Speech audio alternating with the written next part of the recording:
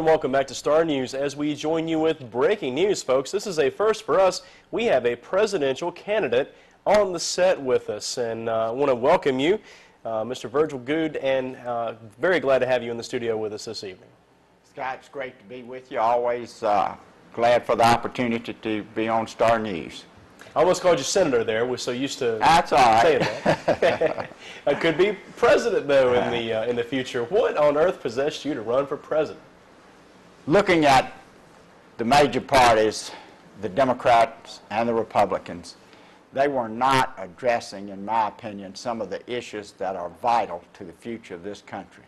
First of all, we need a balanced budget now, not 10 years down the road, or not even 5 years down the road. Tough choices have to be made. We've got to do that now.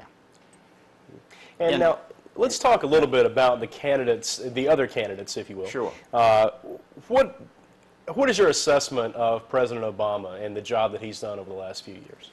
I've been very much disappointed in how much debt that he has rung up for this country. He has rung up almost $5 trillion in debt. His budgets have not been balanced. The budget that he submitted to Congress recently was $1.3 trillion in deficit. The Paul Ryan Republican budget, which passed the House, was over $600 billion in deficit. Again, if you're going to address the debt problem, you've got to stop deficits. You cannot have deficits in the neighborhood of $600 billion to $1.3 trillion. And on the jobs front, the unemployment rate in this country at a level of 8.2%, which was just announced last Friday, is far too high. And I have called for a moratorium on green card issuances, except for a few minor exceptions, such as a fiancé visa, or for someone that had the aptitude or the expertise of a Wernher von Braun. We should not be allowing so many persons with green cards, which means they can go to work and get any job they want, into the country when we have such high unemployment.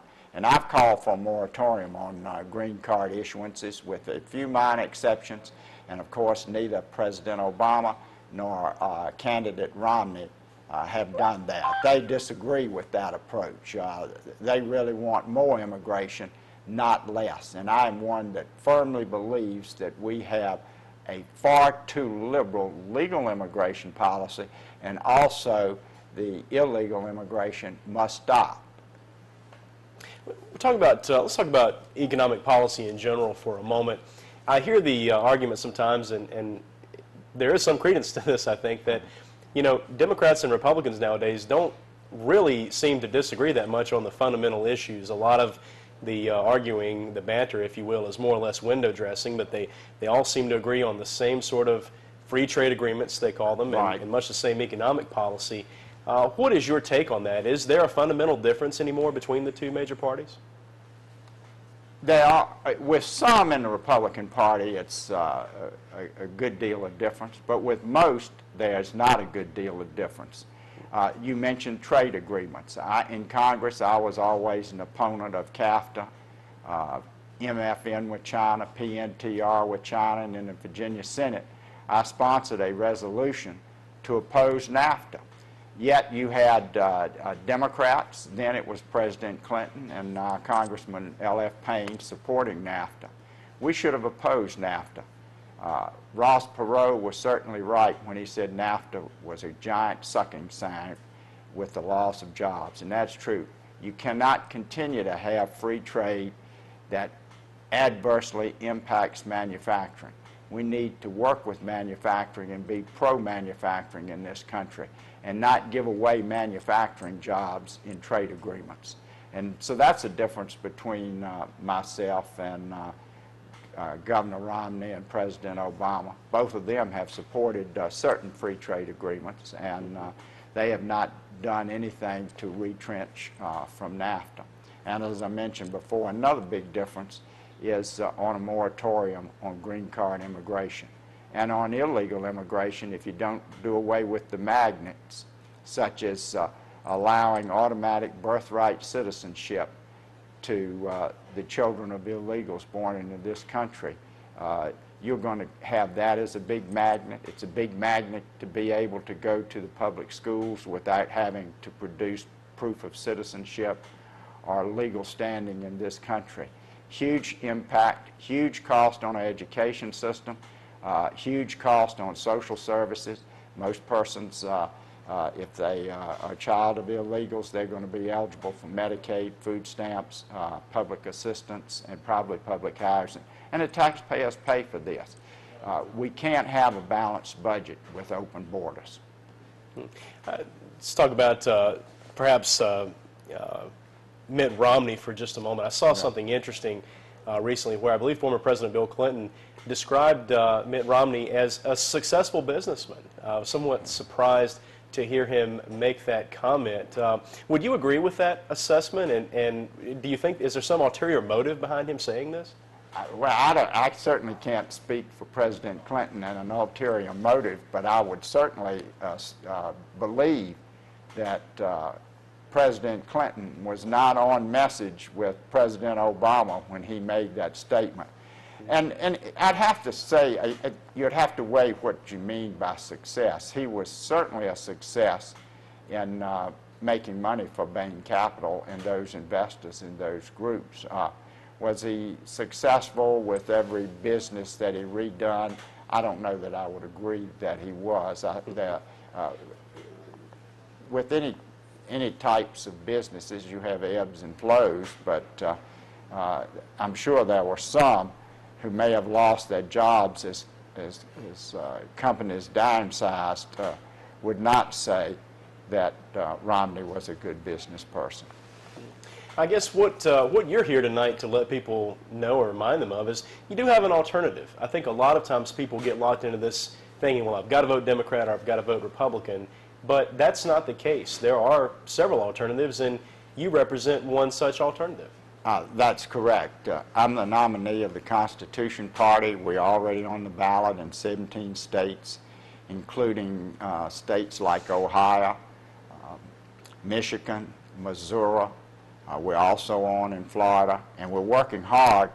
I was supposed to be in California this week, and the AIP convention has been moved to August, so I'm now personally getting signatures because we need to get 10,000 petition signatures in Virginia to get on the ballot. We've got to have 10,000 registered voters, and I've been knocking on doors and going places in Martinsville and Henry County today to get those signatures. And now, so that the voters who are interested in voting for you, so they don't get confused, you are a representative of the Constitutional Party, but I believe you'll be appearing as an independent candidate in Virginia. Is that correct? You're exactly right. We will be listed on the line on all the voting machines on the independent line because you're getting on by petition. The Democrats and Republican candidates get on by nomination process, and then they submit papers to the State Board of Elections to be on the ballot. We have to submit not only the names of electors, but we also have got to submit the petitions signed by 10,000 registered voters in Virginia.